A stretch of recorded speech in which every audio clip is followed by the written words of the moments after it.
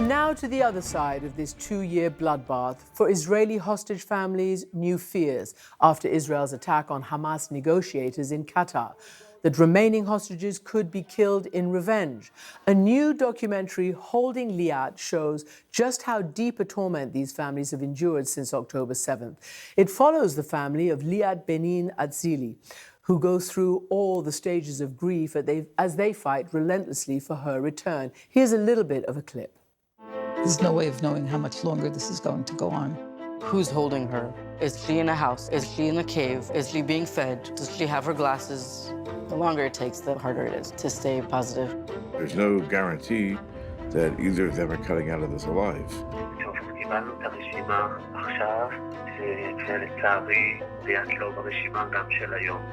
I want them back. Because what are you making you so understanding about their considerations? They're playing games. I feel your pain. I lost half of my family so far. I think every person in Israel, and I'm sure that on the Palestinian side, has someone that they have lost. So how do you even begin to coexist in that violent cycle? Your story is quite unusual. Mm-hmm. Can you talk about what you remember? Liat herself and the film's director, Brandon Kramer, are joining me here in London. Welcome to the program.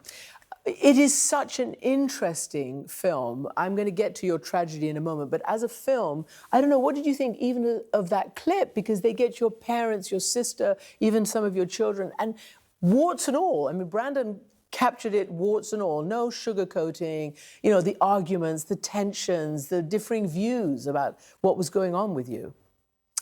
I know my family well. So it wasn't a surprise?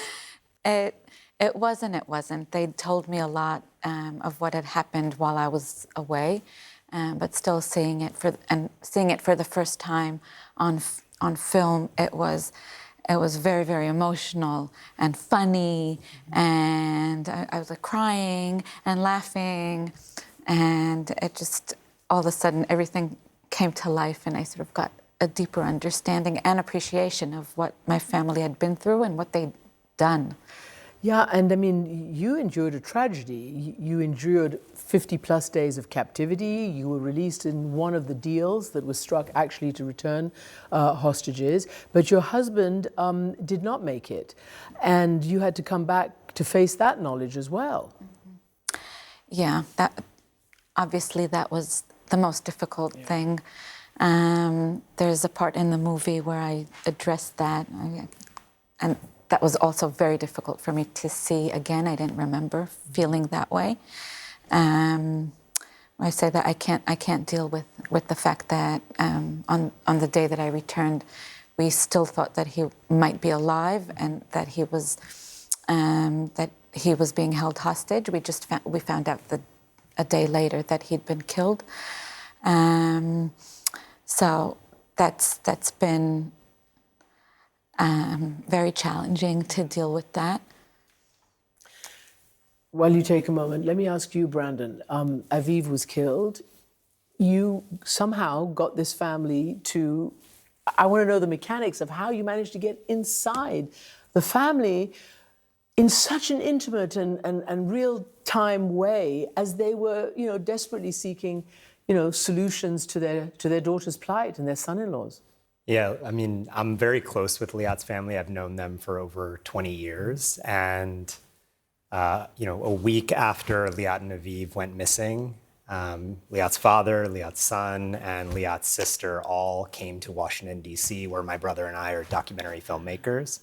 And we started filming. We thought it would just be a few days. You know, we thought we'd put something together really short. And as we were filming, we saw that what they were experiencing was a story so drastically different than the story of the other hostages or hostage families that was being presented in the media and on social media. I mean, Liat's father was within days advocating for peace and reconciliation. Her son had barely survived the attack and was deeply traumatized. Her sister didn't want politics to be a part of this at all. And here in front of our camera was 3 generations of one family navigating their grief in different ways and their political differences. It is, in that regard, remarkable. Particularly, I was stunned by how your father and mother and, others did express those immediately empathetic views of the people who had committed this horrendous act of terrorism and murder and kidnap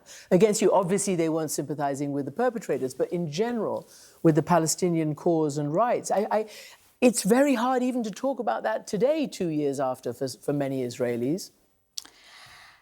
I think that one thing that's very fundamental in our makeup as people, and certainly in our political makeup, is that no matter what happens to you, there's this moral guide that you don't let go of, no matter how hard and how difficult the things that you're going through are. And I'm glad that that my family chose to deal with what happened, and that their work to release me, to secure my release, was loyal to that.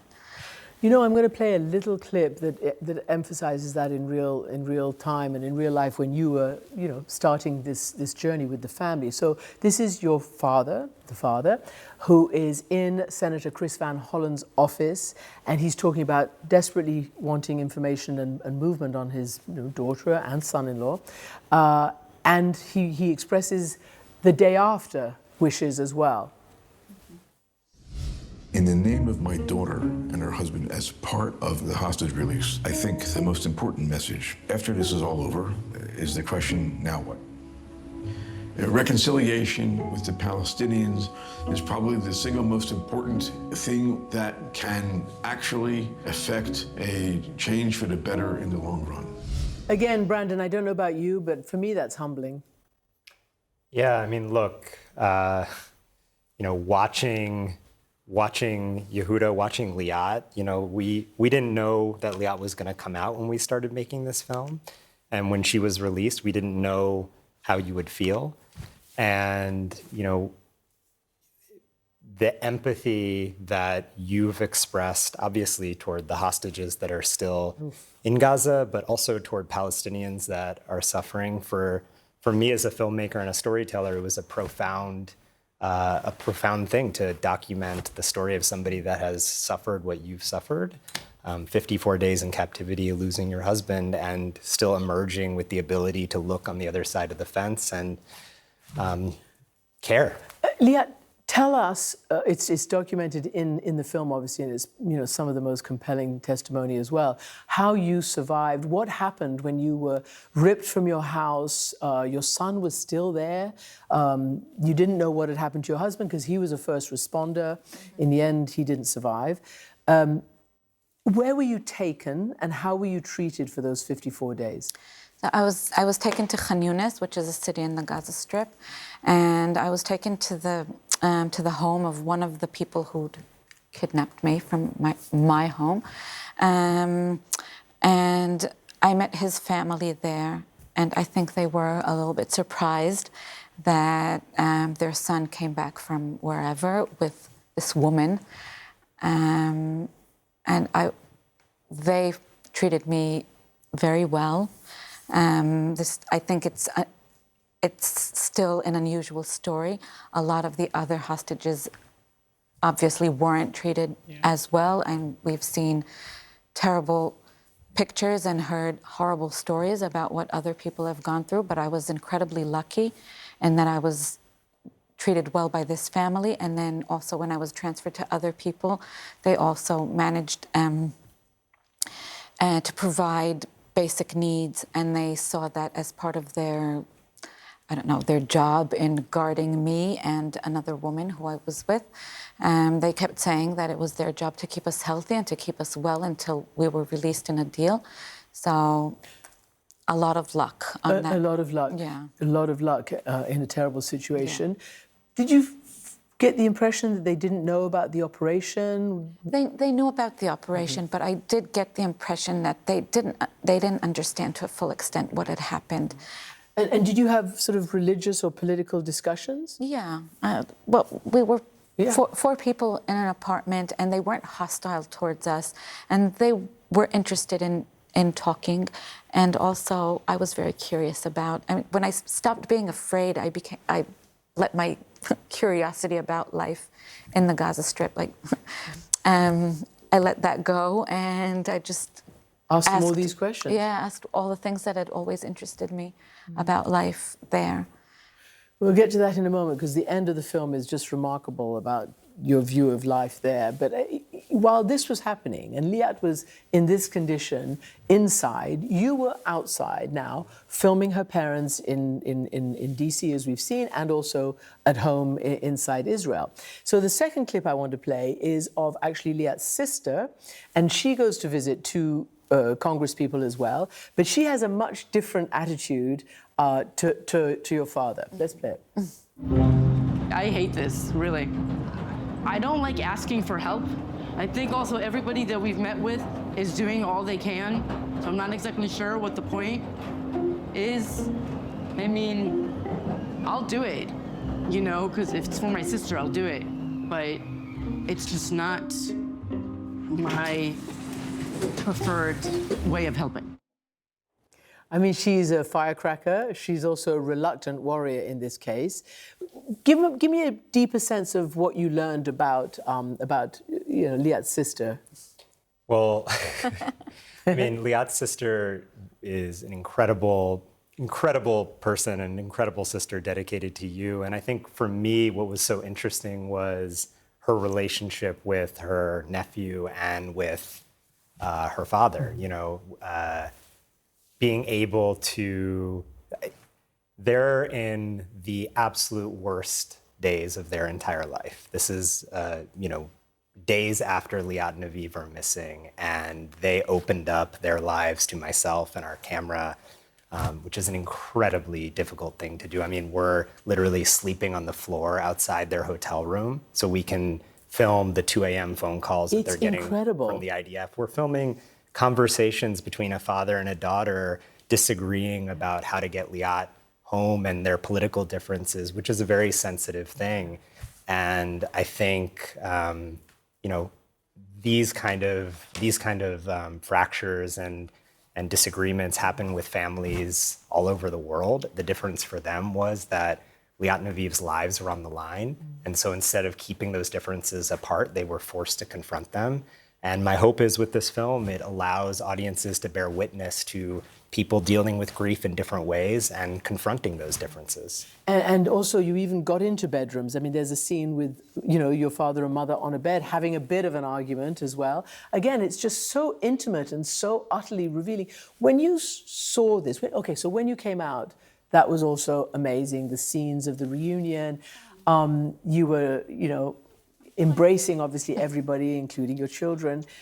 A special place for your sister as well. I mean, you guys obviously get on so well. Yeah. And then by contrast and not contrast, I was struck also about the funeral you then had for Aviv and how you talked about him. That it seemed to me like an impromptu speech that you made right there for everybody about the value of his life. And then the dancing. I mean, how does somebody do that?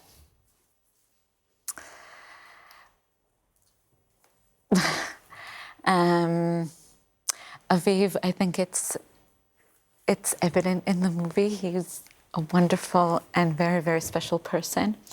And the day before the funeral, there was an event that was supposed to be to raise awareness to our release, and it ended up being sort of in Aviv's memory.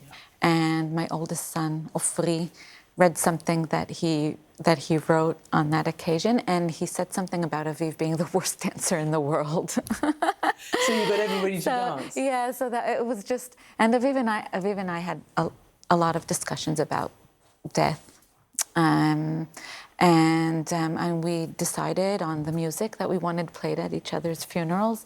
And then I spoke to the kids and I said, look, we discussed this before, and this is what we thought, but after what Ofri said, I have a different idea, and how are you with that? And they said, well, yeah, I mean, of course. Yeah. We have It's to, joyous. Yeah, we have to play that song. We have to dance. We have to do what he would have wanted us to do. You are a history teacher. Yeah. You took your high school class to Yad Vashem, the Holocaust Memorial in Israel, and you told them a story about that. If I can't talk about it, I don't know who's going to be able to talk about it. Anyway, let me gather myself because it's really profound. We've shed a lot of tears together through this process, so you're in good company. You told them the story, the historical story about the ghetto in Warsaw where the Jews were confined, and you said behind a fence. And while it was burning, the other Poles just watched it burning and didn't do anything. And then there's a picture of you sitting near the Gaza fence. Or you're talking about the Gaza fence, and you're talking about what is, over the fence and what you all should or shouldn't or will or won't be thinking. Just explain that, because it's an amazing phenomenon. Well, I was telling my students about a poem by the Polish poet Czesław Miłosz, and he talks about that in the poem, about the Warsaw Ghetto going up in flames. And actually, the connection that between that and between the fence between Israel and the Gaza Strip is something that I'd spoken about with students of mine years before. They'd been on a trip to Poland with me, and months afterwards, I asked them, what the most memorable thing about the trip was, and one of them said that the indifference of people to other people's suffering, that she found that very, very troubling. And then she said, but we live near a fence, and nobody thinks about what's going on behind that fence. And that's something that just stuck with me, and it seemed very, very appropriate ever since to our situation. And it can go in so many different directions. I mean, obviously, in the direction of the suffering in the Gaza Strip, but also in the direction of the political process that's been happening there and the things that led up to October 7th. I mean, that's also something that we weren't aware of. Like, on the one hand, the terrible suffering, but on the other hand, that there was a monster being created on the other side of that fence, and now we have to deal with it. We can't not, with everything. Well, this film is, I hope, and I feel is going to open a lot of people's eyes, not just for the humanity of what you've been discussing in your own story, but for the bigger story as well. So, Liat, thank you so much for being here. And Brandon, congratulations. Well done on a really moving and exceptional film. Thank you so much for having us. Thank you. Incredibly, after that conversation, Liat told me that she's refurbished her devastated house in Nir Oz and is moving back to that kibbutz, hoping to create a new community there. Now, Holding Liat is out in the UK today, and it'll be released in the United States in January.